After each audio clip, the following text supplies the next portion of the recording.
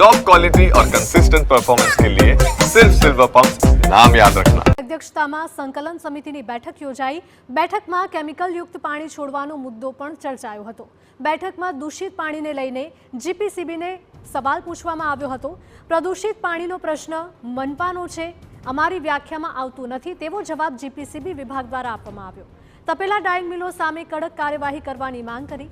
શહેરના અનેક વિસ્તારમાં કેમિકલયુક્ત પાણી છોડાતા હાલાકી પડી રહી છે। ગભેણી બુડિયા બ્રિજની નીચે કચરાના નિકાલની પણ માંગ કરવામાં આવી। કોમન પ્લોટમાં અસામાજિક તત્વોનું દબાણ પણ દૂર કરવા બેઠકમાં રજૂઆત કરવામાં આવી હતી। ઉલ્લેખનીય છે કે છેલ્લા કેટલાક સમયથી લીંબાદ, ઉધના સહિતના વિસ્તારમાં કેમિકલયુક્ત પાણી ગટરમાંથી ઉભરાઈ રહ્યું છે। તો સંકલનની બેઠકમાં જીપીસીબીને પ્રશ્ન પૂછાતા તેમણે અમારી કામગીરી ન હોવાની વાત કરી હતી। ત્યારે ધારાસભ્યએ સ્પષ્ટ શબ્દોમાં કહ્યું હતું કે જો તમારી વ્યાખ્યામાં ન આવતું હોય તો તમારી વ્યાખ્યા બદલી નાખો, પરંતુ લોકોના આરોગ્યને આવી રીતે જોખમમાં મૂકવું યોગ્ય નથી।